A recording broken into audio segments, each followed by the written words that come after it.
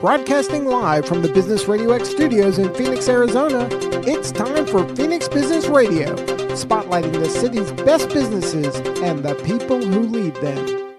Hello and welcome to Phoenix Business Radio, broadcasting live from the Max 6 Entrepreneurial Center right here in Tempe, Arizona, where we help build businesses and connect you with the right people. I'm very excited to introduce you I'm very excited to introduce you today to, I can talk, it's Tuesday, to Matt Blanton and Corwin Smith with Culture to Cash. Welcome, gentlemen. Thank you. Happy to have you. I'm going to have you pull up a little bit in front of that mic. I know you're going to have great bites of wisdom, so we want to make sure we hear everything. So tell us, who and what is Culture to Cash?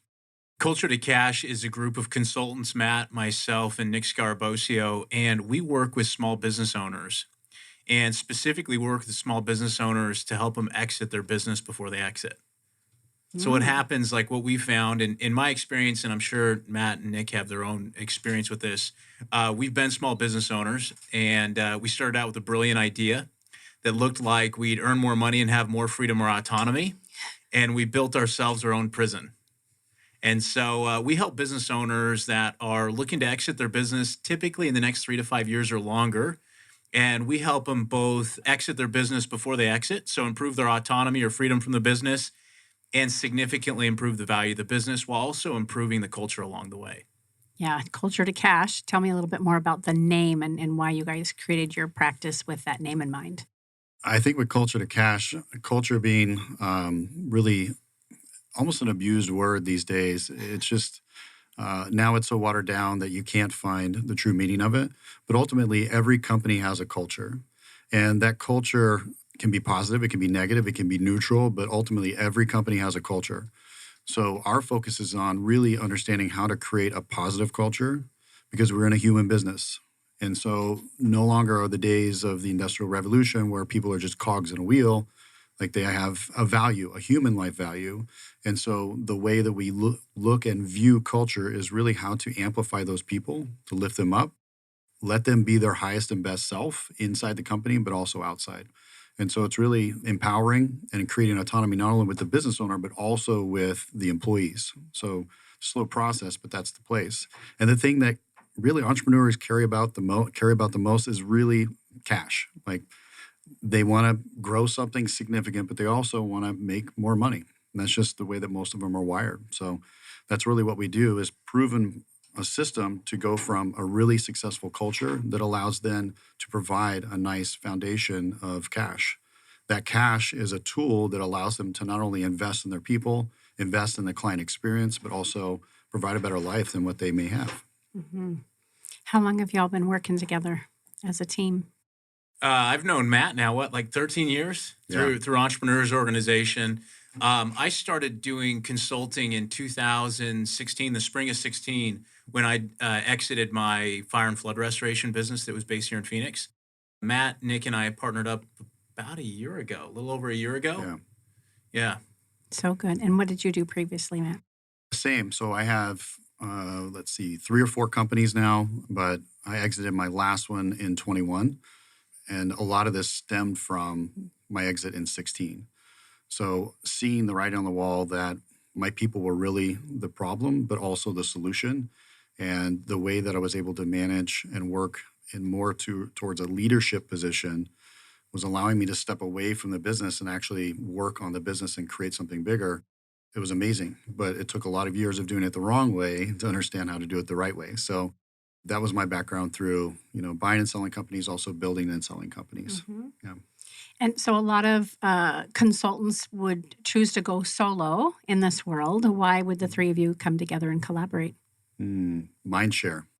There's just tools and wisdom that I think Corwin has and Nick have as well. I think we just bring a unique approach as individuals, but collectively we get to go farther, faster. Do you have anything to add to that? Yeah, my experience of working with Nick and Matt is it's been like a 1 + 1 = like 3 or 4 rather than just 2.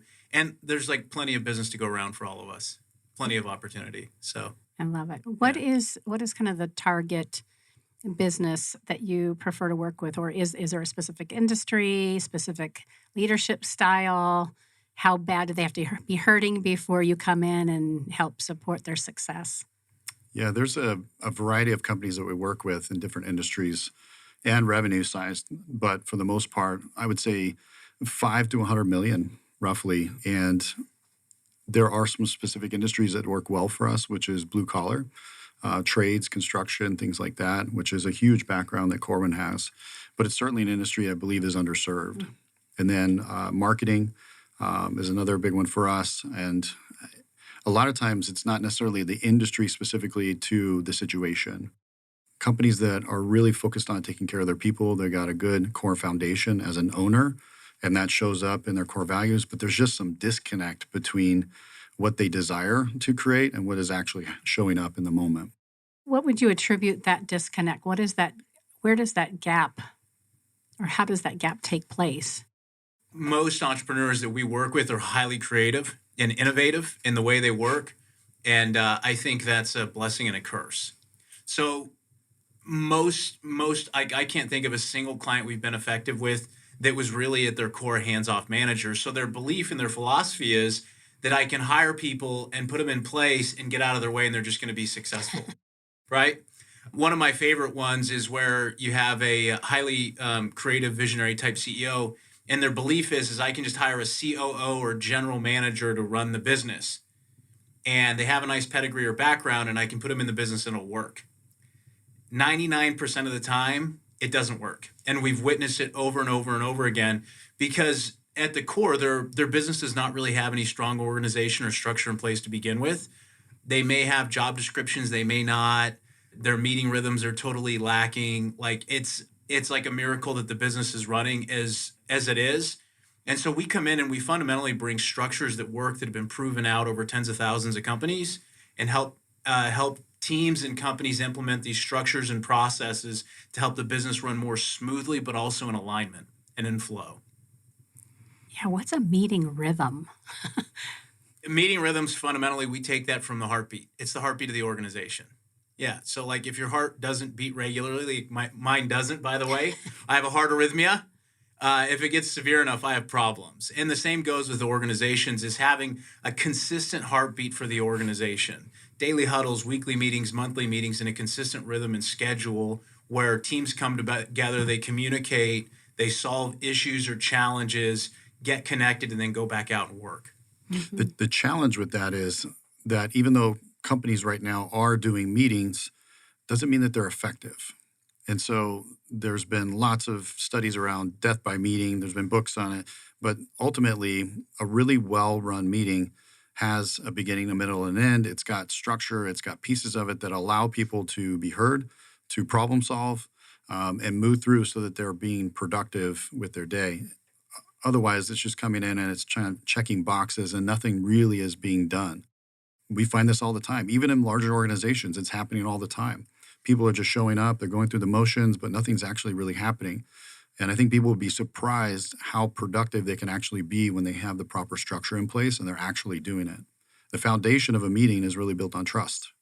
So if people in the room don't have a level of trust and that container is not held and it's not done the right way, there's another area of opportunity where they can start to actually increase the productivity of that meeting. I bet it's fascinating to see teams go from, oh my God, we have another meeting, to hooray. Mm-hmm. I can't wait to get in there and take a bite off what we've got going on. Do you see that shift? Big time. Yeah. And Yeah. how does that feel for the business owner or the executive leader? It's got to be amazing. Yeah, it's certainly an awareness piece of, wow, I didn't know it could be like this. Yeah. So they get into it, and it may take a little turbulence to get things to settle down. So the container is shaken like a snow globe, things settle down in the right place, people understand, they have a voice, and then all of a sudden it starts to move a little smoother. So feedback on that is probably one of the more powerful pieces. I love that metaphor you just shared too. I would imagine that there's times where you're in a cadence, you're in that flow, whether it's work, everybody's doing their own thing, or you're in a meeting, and then to come in and intentionally shake that snow globe so that it's purposeful, meaningful, and it's setting the tone for what's next. That's a great example of how to guide and lead. Yeah. How long do you typically work with organizations? Does that vary? Yeah, so our initial hypothesis working with the companies, we'll usually do 90 days together. I've been doing this now for, 7 years. My longest standing client's almost 5 years with me. We're really on like a month to month engagement. I don't know about you, Matt, but I know for me, I hired consultants, even marketing people, and I got locked into contracts that I got stuck in. And it's like, we're not getting results. Like, can I just buy you out of this thing? Because this is not working. Our philosophy is like, if we're doing good work, our clients are going to want to keep paying us. Yay. And if we're not, then like, let's part as friends. That's Like, the that's okay. same way that I work with Phoenix Business RadioX and in my coaching practice. Yeah. Like you, I've been in too many ironclad agreements Oh my gosh. and could not find my way out other than writing a check every month, just swearing, handing it over and getting nothing back. It's the worst. Yeah.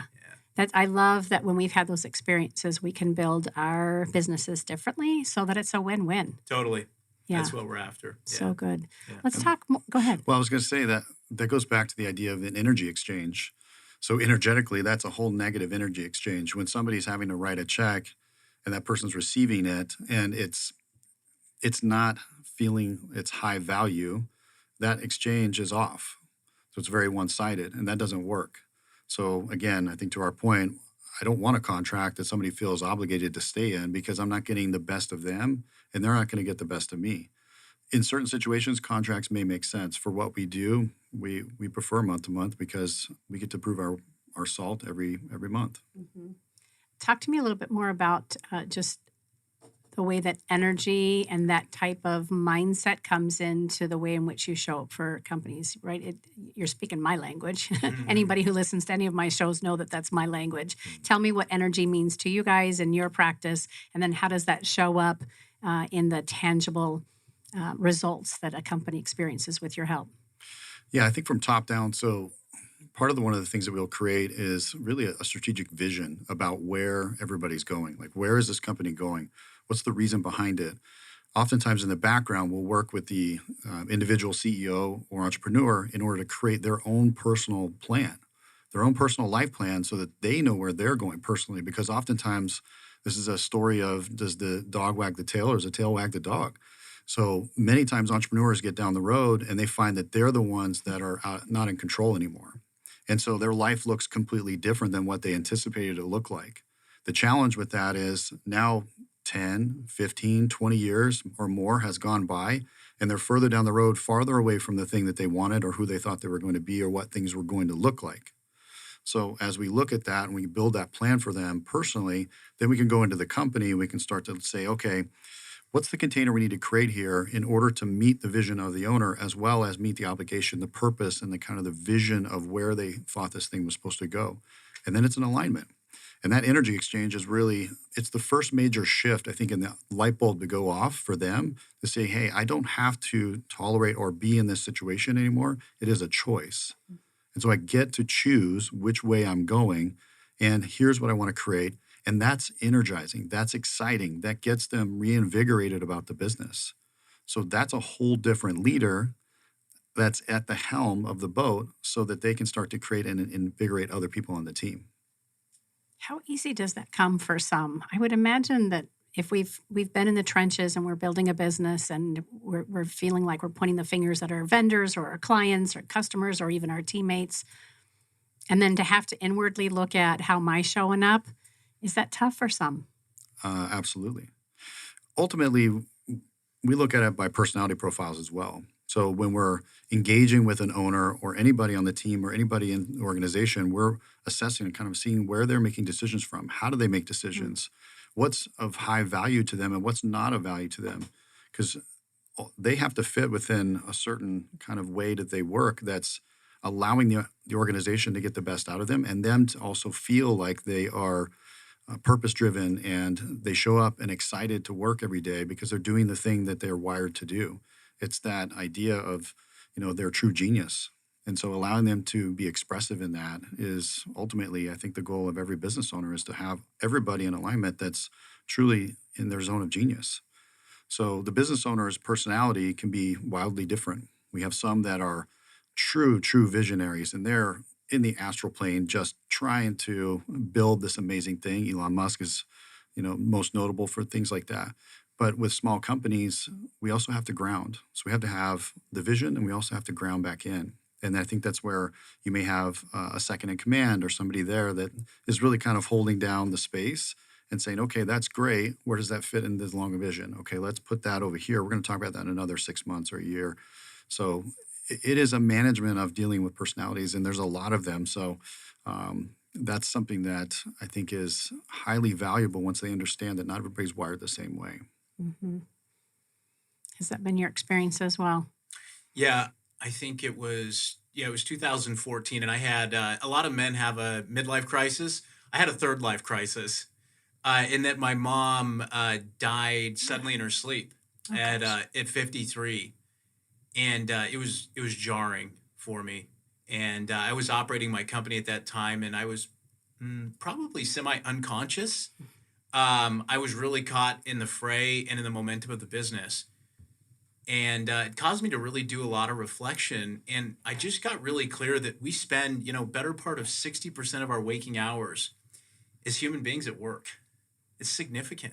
And so as a business owner, if I'm not doing work that's really aligned with what I feel like my deeper purpose is, if my people aren't doing work that really lights them up and is connected to their deeper purpose, I think we're wasting our lives.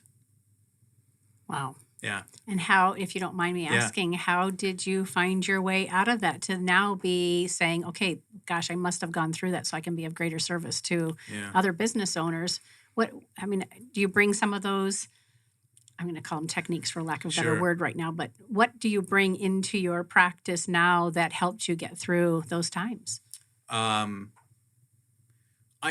think for me, it's like, Matt mentioned this, this exercise we do, particularly with owners. We do it with some of the leaders too, but we help them develop a one-page life plan that mirrors their one-page business plan. The way we see it is like your business is merely a vehicle. That's it. It's a vehicle for you to get what you want out of your life. And in life, we have a super practical purpose, which is earning and saving enough to take care of our family now and through 30 years of unemployment, aka retirement. Mm-hmm. People like to call it retirement, but it's unemployment. It's not sexy for some. For others, it's great. So number one, like there's a hyper practical purpose, but then there's also an existential purpose, which is like when I get to the end of my life and I'm really taking a look how I spent my days and my hours, am I going to feel like I actually was in alignment with what I feel my deeper purpose is and the impact I wanted to make in the world? So we help owners ground that in with a one-page life plan that mirrors the one-page business plan. And we help them get ultra clear on like, this is the kind of difference I want to make in the world. And how does it actually express itself inside of the organization specifically or not? Mm-hmm. And how do we need to change? Mm-hmm. Yeah. Is it, when you use the word vision, is that really a piece of it or is that the all of it? It's a piece. Yeah. Yeah. I mean, ultimately, it's the guiding compass that's pulling us towards something. So all decisions, if we're using a decision-making filter or decision tree, whatever you want to call it, the vision is the thing that's pulling us along towards that. And that's the thing that allows us to use a true North Star. And if we get out of alignment, it's easy for us to be approached by another team member or a spouse or something like that and say, hey, here's where you're going. You're kind of out of alignment. Let's get back on track here. And so it opens up, again, an ability to have some level of conflict, but in a good way because it's grounded in where they're supposed to be going, the purpose and the vision. The guesswork is no longer there. There is no more guesswork. It's very intentional. Yeah. Yeah. You said something else just a second ago, communication. Let's talk about communication. How important is that, and where do you see that businesses are failing in that area? When you speak the language. Well, the number one illusion of communication, as it's often said, is that it ever took place. Oh. Yeah. Wow. Yeah, how about that? I've never heard that. Yeah. So communication's a hard word because we could survey just the people around the table here and we'd have 5 different definitions of what communication is. For communication to really be effective, my message that I'm sending actually has to be received and heard by whoever I'm communicating with, which is really hard. Yeah. It's why I suspect people are at war and relationships fail and everything else. And it just really comes down to broken communication. And it shows up in organizations consistently.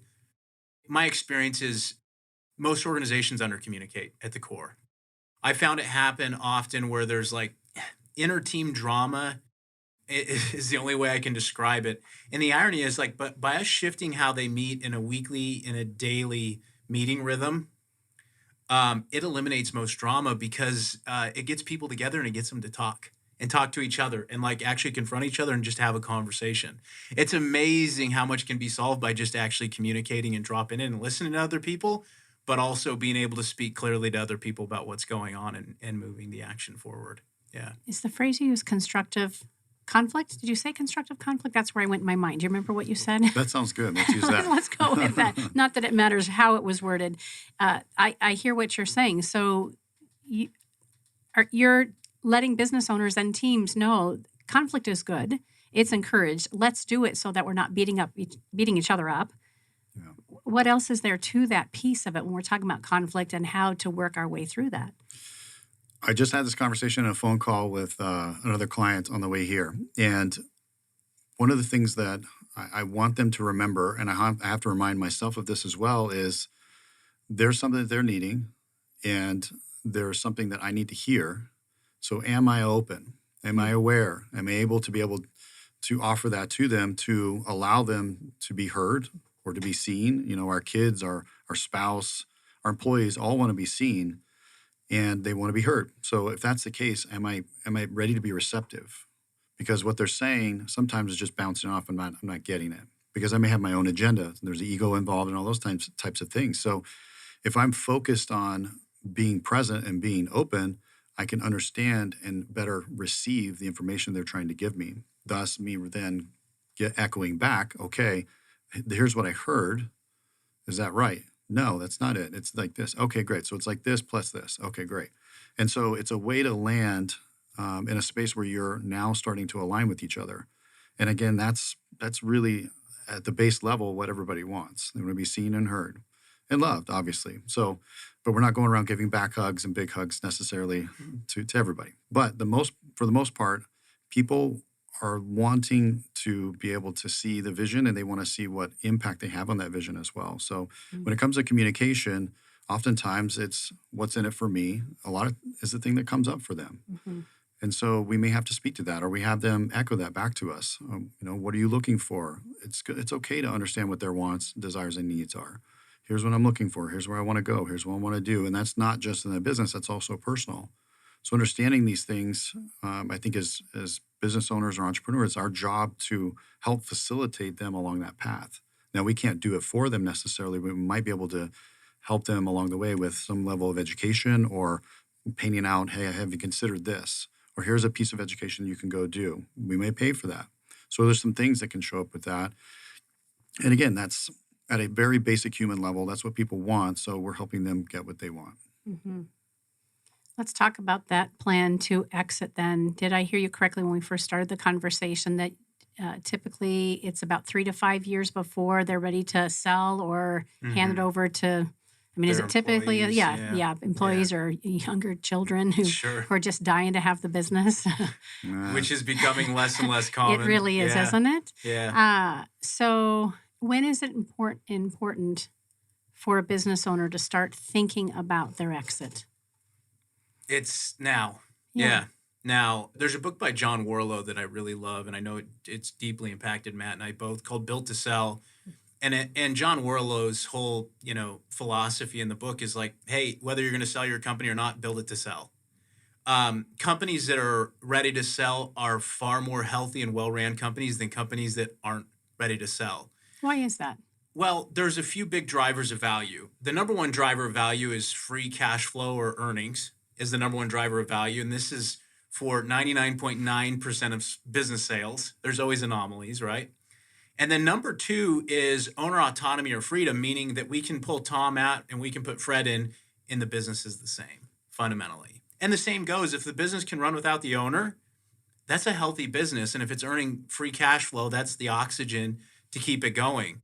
What I find is business owners really have to ask themselves, like, am I building this business to get my own emotional needs met, to feel important or needed or something else? Or am I actually looking at my business as like a vehicle to take care of my family's financial needs and also do good in the world? And doing good in the world is not me being super needed by my team. one of the things we watch happen when we work with leaders and managers to manage more effectively is they become really good problem solvers. I was trained, I don't know about you guys, but I was trained in school to have the right answers. And when I did, I got like the nice ego strokes and that stuff, and I felt good about myself. And the hard part is, like, we've been trained to be problem solvers and answer givers. And the same thing happens in business, in that our teams, they tend to rely on us for the answers and solutions.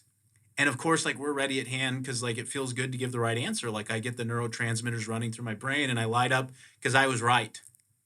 However, it leaves me trapped in the business and stuck in the business instead of actually teaching people, number one, to start to think and problem solve themselves and empower them, which actually helps them feel better about the work they're doing, number one. But number two, actually start to rely on each other and their team. One of the biggest shifts we witness happening with teams we work with is, it used to be that when a problem popped up, they'd go to the leader or business unit manager, whoever it is, to solve problems.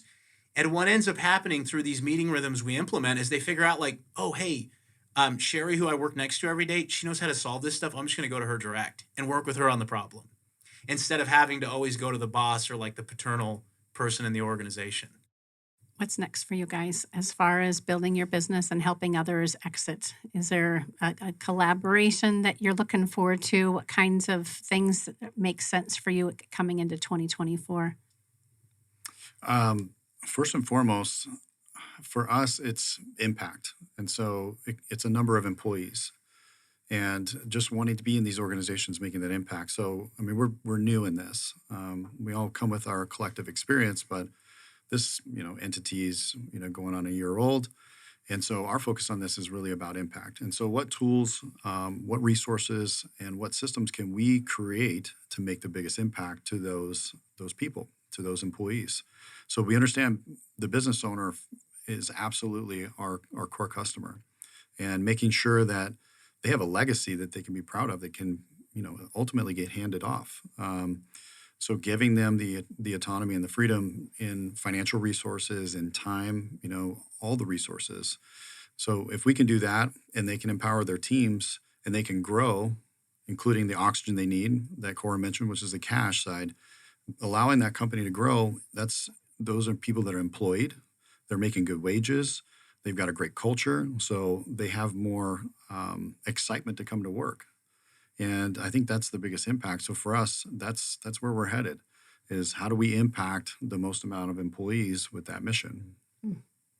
I love that. Is that what it helps you go comfortably to sleep at night, knowing that it's not just the one and done? It's really like, I can see this this web that just kind of filters out. It's throwing a little pebble into a pond and watching it filter out. Yeah, I think for us, I'll speak for myself, but it's the emails, the texts, the phone calls that I get at random times. And it's from either a leadership team member or even an employee or an entrepreneur. It's just like, hey, I did this thing. Here's what happened. And it's drastically changed my life.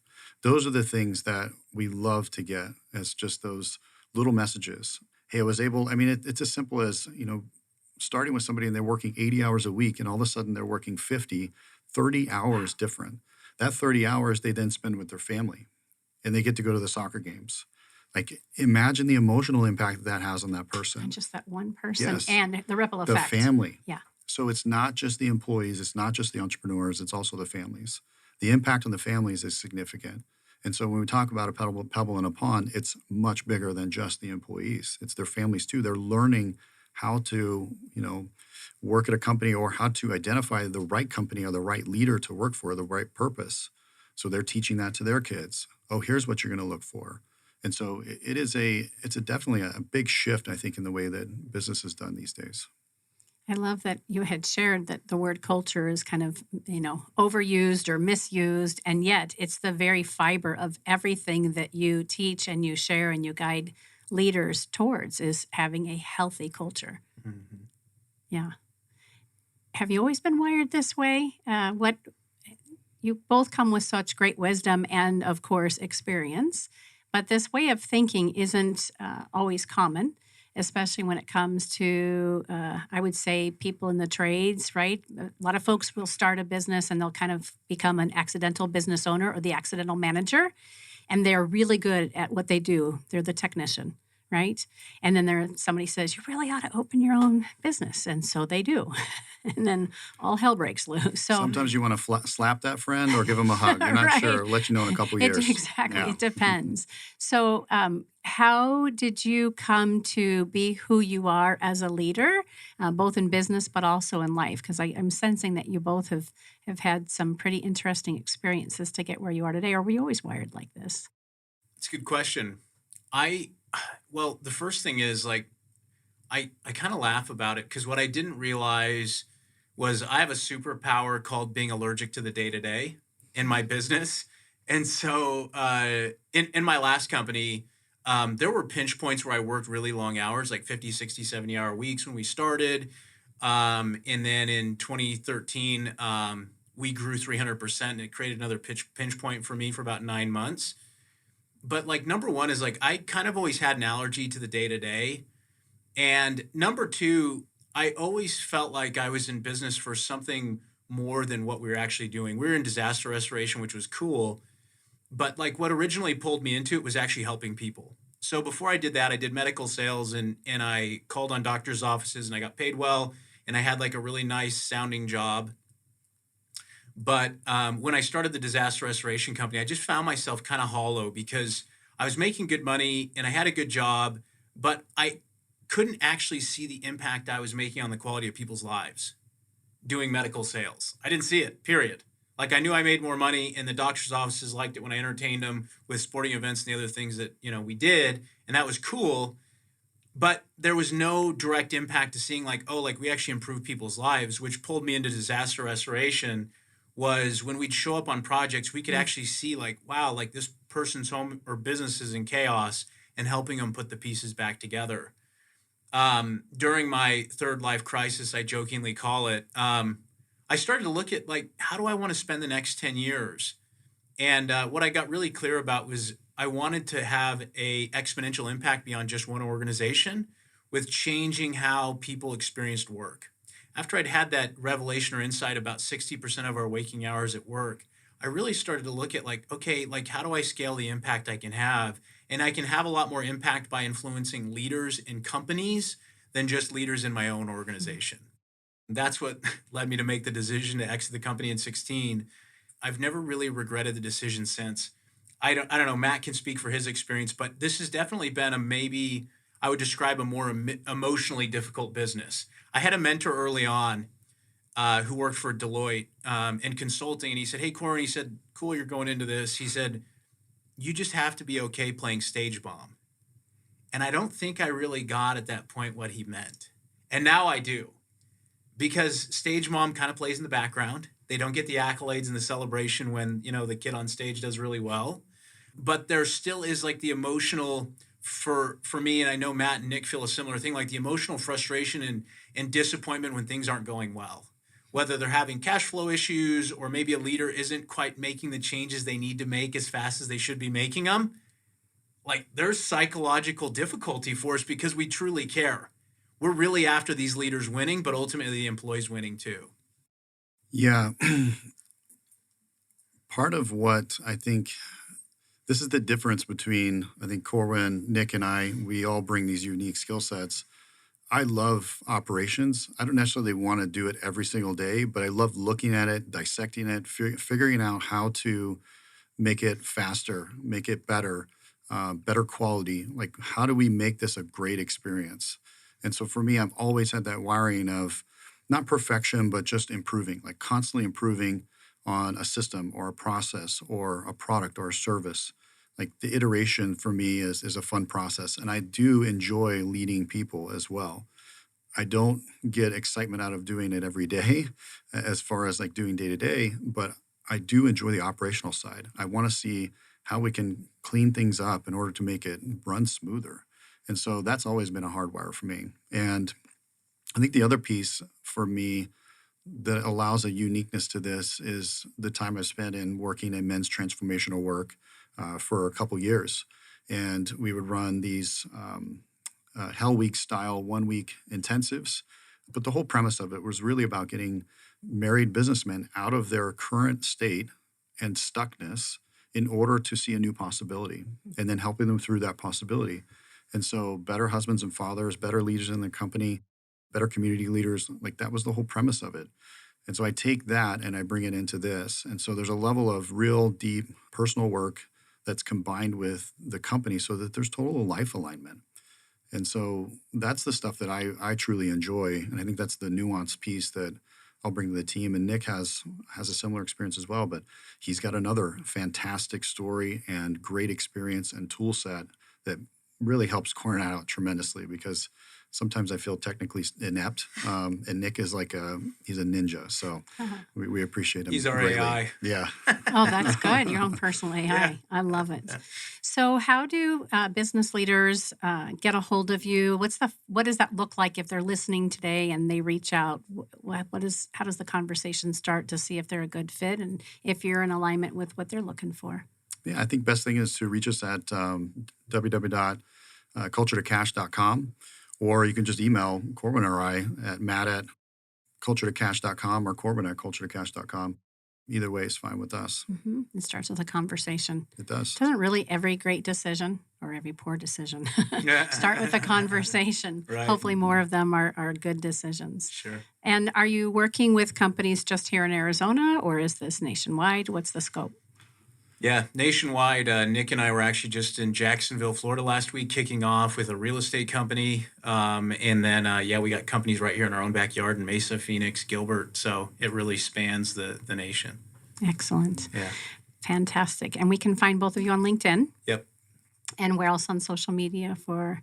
Instagram, Facebook. Of course. Good. So good. If you could leave our listeners and viewers with one piece of advice, assuming that they are a business owner, and they might be scratching their head thinking, I think maybe it's time I start thinking about, selling my business or retiring, whatever it is. What is the one thing that you might say to them that would spark them in the right direction? Fear is the ultimate motivator, and it's also paralyzing. So the duality of that is very important in this conversation, because oftentimes, especially with men, and I don't want to stereotype, but we can be pretty hard-headed. And so the belief is I'll do it myself. And so I would encourage, no matter if it's with us or somebody else, but have somebody that you can invest in that truly cares, that will help you expose blind spots and allow you to move quicker to what you want, and also farther away from what you don't want faster. So good. Matt said it perfectly. And on top of that is two other things. Number one is knowing how much is enough. What we found is some entrepreneurs build and sell multiple companies like Matt. They build and sell one or two. What's hard is we've witnessed it where an entrepreneur spends 20 or 25 years building a company. They get in a tight spot, health issues, family issues, or one of these private equity firms comes and knocks on their door and makes them an offer, which is wow, that's an incredible amount of money, gets them all the way to the point to a purchase and sale agreement. Now that original number is 30% of what they said, but the owner has already set sail to Barbados, and they're checked out and they're done. So they take an offer for their company that's 30% of the real value. So number one is know how much is enough for you to sell your company, and that's enough, whatever that looks like for you, number one. And then number two, identify what your company's actually worth today and what it's going to take to improve the value to close that gap. Just happened to a guy that attended one of my workshops last fall. He sold his company for probably a third of what he should have. And it was by the time we met, it was too late, because he was hey, Corwin, I'm burned out. I'm done. I just want to sell it, and I'm getting, this amount of money for my business, and it'll be okay. And he's figuring out it's not, but it's too late. I've had several friends say the same thing. They Yeah. just throw up their hands. I want out so bad. I'm just going to exit, or I'm just so stressed and overwhelmed that I just am going to go ahead and do it. That's And the if they had the difference. right consultation and the right support, then they could either hang on a little bit longer, put the right people in place, all the things that you've shared in this past time together. Yeah. That's the exit of a situation versus exiting a business. Okay, speak to that. Yeah. Yeah.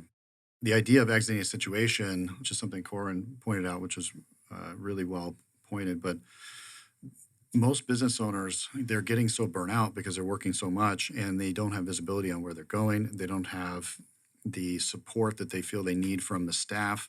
I mean, all of it's building upon them. They've been doing it for so long. Your nervous system can only handle so much for so long. So they just get fried and they throw up their hands and say, you know what, let me just go, so they may prep their company for sale, but it's a small prep. It's not what's necessary in order to really a sell is a transfer of assets. So if we're transferring assets over, we want all those assets to be in really great shape, to be maximum valued, everything. And that's what they're doing is they're just exiting a situation because they're overwhelmed versus if they actually went through the process of building the systems and the structure, having the right support staff, realigning everything, they could actually have a real business that they probably don't want to exit. Mm-hmm. And so, but they have a plan to. So the business can be ready to transfer assets at any moment in case somebody came along and said, hey, here's an offer. Okay, great. I'm ready. And we'll vet it out. But I'm not burnout to where I'm going to make a bad decision. Right. When you were a young man, say middle school, junior high, what did you aspire to be? Who did you aspire to be? I wanted to be a doctor, and it was only because I was raised in like financial insecurity. And I figured that doctor was a path to financial security. And I was, blessed enough, divine, providence. My first job in college was working in medical sales and working for entrepreneurs that worked with doctors. And right when I first started working with them, they said, hey, like, what are you going to school for? And I said, I want to be a doctor and a lawyer. And they said, look, like, unless you're passionate about law or medicine, don't do it. And they actually laid out the numbers like, hey, we know what the docs are making that you're working with. Like, maybe consider running a business because you'll have more autonomy, but also more control over your financial outcomes. Mm-hmm. Yeah. Matt, how about you? I wanted to have my own business. You knew? Yeah. I was always wheeling and dealing things, whether it be bicycles or there was always some little side hustle, some little thing. And I was not ready to do that until I went to work for other people. So having the experience of working in restaurants and bars and working landscaping, construction, and all these different avenues, probably had 40 different jobs by the time I was, 25. And all those things were great experience to let me make sure that what I was doing was what I wanted to do. So it's always been, I'd make the worst employee. So, and I say that candidly, but I like being on my own and doing my own thing. And so it's easy to identify with business owners in that space because I understand what that's like. Like, it's just uncomfortable. You don't feel like you're in your own skin. Mm-hmm. And you want the autonomy of making decisions. What I never worked for was a company that allowed me to do that within their own organization. So I don't know what that's like. So I'm glad that we have the opportunity to create that for others. So there are employees that shouldn't open their own business, but they have the ability to be an entrepreneur inside the organizations with the companies that they're working with. Mm-hmm. So, yeah. I love that. If there was one word to describe cash or culture to cash around your culture as a company, what would it be? Let's say freedom. Uh-huh. Yeah. Yeah. We're after creating psychological freedom for owners and leaders is how I'd best describe it, but also like freedom to do what they want on their terms. Yeah. Would it be the same for you? Agreed. Yeah. Freedom, offering opportunity for freedom. Yeah. And then being great examples and models of that. I can sense that about both of you, and I would imagine your partner as well. Yeah. Great. Yeah. So one more time, how folks can stay in touch with you: Instagram, Culture to Cash, as well as the website itself, culturetocash.com, both on LinkedIn. Where else? That's it. Yeah. That's it. So good Snail to be mail. Snail mail, right? Who's doing that anymore? Exactly. What's a stamp? Very good. Well, thank you both for spending your afternoon with us. It's been great to get to know you and introduce Culture to Cash to our listeners and viewers. You've been listening to Phoenix Business Radio, broadcasting live from Mac 6 Entrepreneurial Center. Some media leans left, some lean right, and we lean business. Until next time, I'm Karen Nowicki. Thanks for listening.